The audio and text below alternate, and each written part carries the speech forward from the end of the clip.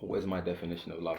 I have never seen my mother and my father with anyone else but each other. In my home, it was, we had Christmases, whatever. Mummy and Daddy were always so strong, and, they were the head of the family. Love it's like warmth. Love is the reason that we live. I definitely feel when two hearts can kiss each other perfectly and just forget time, that's love for me. It has to be reciprocal and it has to be honest and true. When I think about what love is, I'm always first of all think about what I think a lot of people mistake it for. My definition of love is respect. Love is obviously immensely complex and immensely simple at the same time. Is love a feeling or is love a decision? And for me, it's a bit of both. Anyone can go out and say, I love you. That's easy to say those words, but showing respect, that's at the core. I always tell people I would never marry somebody for love, because you can love anybody, right? I would always marry someone if they respect me, because once the respect has left the relationship, then there's no love. I feel like romantic love is really important, but I feel like love is actually the most important thing. And within ourselves and within our communities and families, that's what we really need to focus on and foster. There is this attitude of like love is a feeling, this kind of airy fairy thing, you can kind of go, oh, I love this person. But actually love is really about knowing and truly understanding somebody, which takes time and experience. Romantically, I'm always reluctant to say I love you because it's like, what does that mean? What does that entail? But with family, it's like, it's always reciprocated. You feel that love. That love is in my nan's cooking, and that love is in, I don't know, like my mum ironing my shirt, or that love is in me taking my sister to school. Love is actually a verb, as the saying goes, and so it really is about the consistent actions that we do each day. When you're in a relationship with someone, it's harder to find. I think you're always searching for that idea or that meaning of love. Do you love me? Am I in love with you? Is this real? But I think for family, it's it's organic. I know straight away that my father loves me. I know straight away that my mother loves me. My sister, my brothers, they all love me. It's an organic feeling. And we don't have to say love. We don't have to, as you said, it's in the cooking, it's in the ironing, it's in everything they do and touch, everything that we disagree with that they do. But we know at the end of the day, whatever they're doing is because they really love us. My definition of love, I would say sacrifice. Because to me, when we got married, before we got married, we had to decide that we were going to stay in love. Like, some people think love is like a feeling and it's just like today, I really love you today. And then when he doesn't pick up his socks off the floor and leaves a mess, then that love disappears. But to me, love is sacrifice. It's always giving. It's never, I'm not waiting for him to do something for me. I'm always looking at ways that how can I give? How can I show that I love him? So that means sacrifice. It can't be me first, it's him first. Love is about the ability to be fully human and the ability to connect with other humans.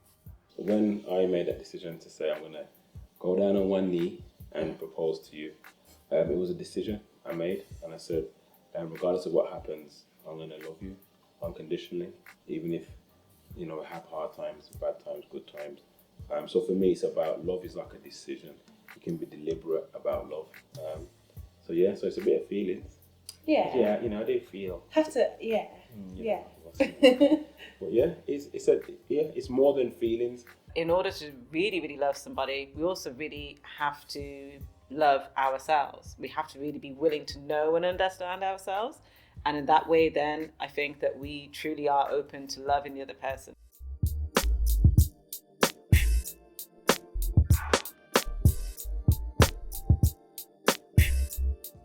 I learned about relationships because I had a real good friend, and very quickly it turned into a boyfriend, and I was around about 15, I think, and we were together for years. I mean, he was my best friend. We laughed from morning till night. I think we just kind of outgrew each other, to be honest, but that's where I learned. I didn't learn from parents, I didn't learn from family. It was him, and he was special. Yeah, it was really special. and it was respectful. And we spent a lot of time together and we enjoyed each other's company. And I think that's what I thought, that was the benchmark. I think I found out about love through like books and film. Watching my peers, people around me, media. No one really taught me about it. Mummy and Daddy were not vocal in showing love or, you know, expressing love to each other, but I soon found a way to actually pinpoint where their love was, and that was that Mummy did a lot of cooking for Daddy, lots of his favourite meals. If he's going to sit down, she would clear the chair, make sure, you know, he had a cushion behind his back, he had a stool for his feet.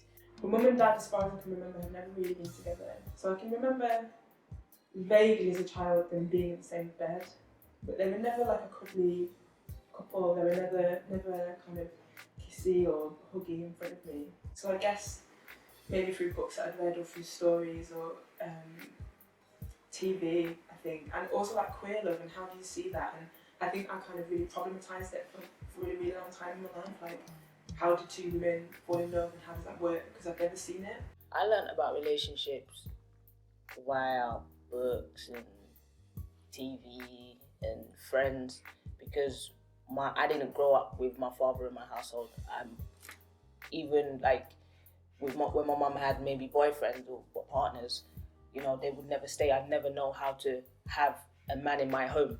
So seeing all the lovey-dovey and the holding hands, I never ever saw stuff like that. But what I did see was the respect between my mum and my dad. Like, they are like best friends. I guess I didn't really have any immediate family whose houses I went to, so I never really had adult relationships to understand what love meant. Even with my dad, he asked us, "Are you guys going to get married?" I said, "No, your divorce was so expensive." He's like, "Oh, don't be like that." Yeah, he feels like he's really damaged us because he got divorced. No, you. Oh, yeah, just me. I'm all right with that, you know what I mean? It's like, you do your thing, girl. I grew up in an environment with lots of very strong women. Some of them had partners, some of them didn't. And I think a lot of what I've picked up about relationships has been just looking at these women and the way that they've interwoven their lives with each other, whether that be romantic or non-romantic. It's just about love and a shared connection and a shared sense of belonging in the world. I still don't think I've really learned. You know, like what, anything? No. You failed. You failed. What did I go wrong? I decided to write about the Black love experience in my two books because I just felt that I grew up reading Mills and Booms, and I couldn't really see, I just couldn't see black girls falling in love really. I just saw them as either the maids or they were the friend who always listened to what someone else had to say. They were the agony aunt. They were, or they were just not necessarily seen as romantic leads in films. Experiencing relationships, that's something that I kind of just learned on my own because I never had anybody that was closely around me that was like me. My siblings, there's 15 of us, and I'm the only one that's gay. So I never even had them to kind of talk to and lean on, so I had to just learn everything by just going out there. I think I learned about relationships probably from my home surroundings. So looking at my parents, I think you're a year older. Yeah. So maybe things hit you differently. I don't know, but she's sensitive. I am. And in general, you're sensitive. I think I'm more hard-headed. Do you like to cry? She liked to cry on a Sunday. The day of rest. Because it's Sunday. Sunday is cry day. She just liked to cry. So I think for me, probably my grandparents, although they don't do affection, I've never seen them hug, never seen them hold hands, never seen them say I love you.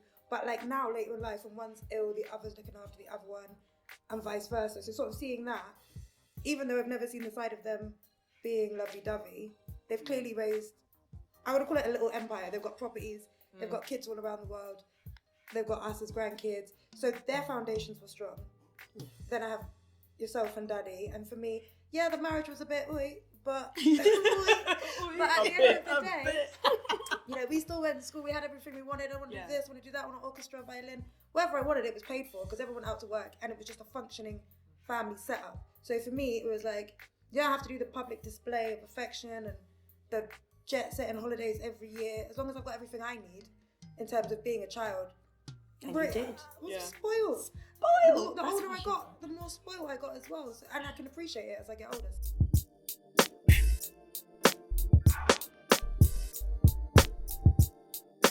I do feel like, particularly for people of colour, particularly black women and black men, this idea of being in love with one another, you know, in a sort of monoracial relationship, is not explored and it's not presented in the media at all in the same way that white relationships are. They don't show enough love. And, you know, what happens with us, we joke with each other, we laugh with each other. Nothing like that is shown in the media. For me, as a black British, coming from grandparents Afro, like Jamaica, like so Afro-Caribbean, I get so frustrated with TV, with media. Like I just don't see myself at all positively. I've noticed so many detrimental factors from people modeling themselves from TV. And it's really funny. I remember being in school and I was like one of the only black kids who could say, yeah, like my dad's still around. And that's like a shell shocker for anyone in the Caribbean family. It's like, I'm an anomaly because like I've never cheated on anyone, but if you say you're from Caribbean and you're from Jamaica, like you must have some guy in your family that has cheated. And I feel like the representations that we get given nowadays in the media either glorify that or don't show you that there's an alternative. And that's what saddens me. Growing up, I used to think June Sarpong was like you. So did I. There's Mum on TV, and she was on TV from us being like with Vernon, 3 or 4. Yeah. Oh, that was like Mummy and Daddy, Vernon and June. Yeah, like, so he there even was used to your talk about her representation. weave, didn't he? Oh, it's too funny. Yeah, it was good. When I see a white man and a black woman and a kid, I'm like, oh, Yeah. that's my life. Because I never see it. me. Actually, yeah, it excites me. But even if you look at the scale of it, say we know 20 mixed race people. Yeah. 2 of them Have a white dad. have a white dad and a black mum. Yeah. 18 of them have a white mum. Yeah. And a black dad. It seems to be the ratio. It might be changing now. It is definitely changing now, but it's still not changing in the media. It's not out there like that. Stuff in like soap opera, I cannot stand it. Absolutely, it irritates me. I think we're always represented in some really low way. I remember in EastEnders, there was like one couple, and that was like the only couple that was like our representation for like black couples, and they were going through some crazy stuff that never even happened in like my friends' houses or my own house. So I don't think the representation is a valid one. I don't think personally the people in power actually put in the real life situations. There aren't necessarily the media platforms and avenues that display black relationships of any form, whether that be in a family or black British relationships of any form, whether that be in a family setting or a relationship between 2 young or middle-aged black people. So I wouldn't necessarily say that I have an issue with the way that we're represented. It's more that we're not represented. I realise that we got to create our own media and our own content and put the message out there because there is a truth. People like us do exist. Yeah, Do you know what I'm saying? And we're not fake. You know, it's not real, like man. real. It's not made up. It's a shame that what we watch and what we go to see reality isn't what represented on the streets or in our friendships or anything like that. So I think it's very construed. I think it's very manufactured for a particular goal or endeavor that doesn't really suit a lot of like, black people of African descent. I don't really think it suits it. How do I feel about the way black gay love is portrayed in the media? It's non-existent. Black gay love is like nowhere. When it comes down to lesbian relationships, black lesbian relationships in the media, they're not really portrayed in any way. I don't really see much on TV, but I see a lot of gay men relationships on TV. And in terms of just gay relationships in a whole, I don't know. I think that there's a lot of people that don't really like gay relationships, and a lot of people hate what they don't understand. So if there was some type of awareness, more awareness that love is love, whatever shape, colour, sex you are, then I think that will be more beneficial to open up people's minds. Nowadays, if you look at adverts and all the rest of it, it's so common to see a black guy with a white woman and so on, like, you know, when these little mixed-race children running around and stuff. I feel like maybe things have moved forward a bit, but, you know, black women are entirely absent from that. So black gay love is a really important trope in British mainstream media. But it's not for black gay men, and it's not for black gay people, and it's around them. Black love, across the board, straight, bi, gay, trans, everything is not well represented at all. Its non-existent speaks louder, because it kind of, I meet people who still kind of can't get down with the fact that being gay isn't about being white. It's not a real story, and there's a real challenge for people who are looking for reflections of themselves in the media, because the stories must be real, or at least have some kind of relationship to reality, rather than being this magical creature. And the problem with being a magical gay Negro is that you're expected somehow to solve other people's challenges. You're not expected to have a complex story of your own. I think there's something to say about black love being quite a radical force within this whole, what I would call kind of BS Hollywood romantic love.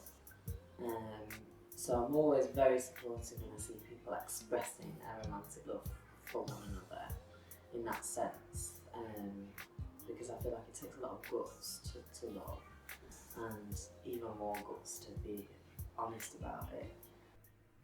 I wonder in your existence, because in these times I find it hard coexisting with ignorance.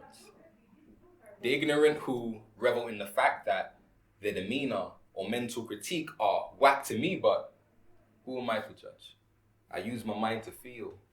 They use their eyes to touch. I use my ears to hate, because the ones that most women dream about are the men they won't date. And their nightmares are seemingly the right bread. See me, I'm quite scared. If I was an angel, they're in love with devils. If love was music, I'm the bass, they're the treble. So you can only feel me when you start raising the levels. But if your ears aren't ready for my metaphors, I'll tell you all right here. See, I feel like I'm a dream in a world full of nightmares. I dream there's a dream girl out there I could find here whose only nightmares find her eyesight quite clear, clear enough for her to steer right clear of nightmares who love to see me die. Right here. But see, their blind fair sees. Because if she opens her eyes, she'd realize her dream's right here. In me. Surprise. But love is blind, so there's no surprise you close your eyes to see me. See, I believe love is a heart with lips, so when God made Eve from Adam's ribs, it meant that you had to be vulnerable, to be kissed. And look, I want to trust one of you with this and that, but your demeanor or mental critique are whack to me, but who am I to judge but a man who wants to love anything but that which I'm forced not to trust? Trust I've had enough. Because the same men most of you girls are complaining about are the same men most of you girls are still dating now. And it's amazing how you proclaim to love the life you're hating now. Look, I'm just saying, I've sculptured myself to please you. Indeed, every man is physically made to please you. But I molded my brain from insanity to clarity, so my heart would be guided to beat for you. Made my pulsation force me to leap for you. If ever there was a bullet with eyes that wanted to see for you, I would make my body your protection and bleed for you. Believe it's true. Trust when life wants to F you up.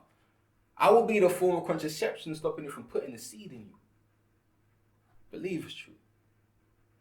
Look, I haven't seen you, but I believe in you.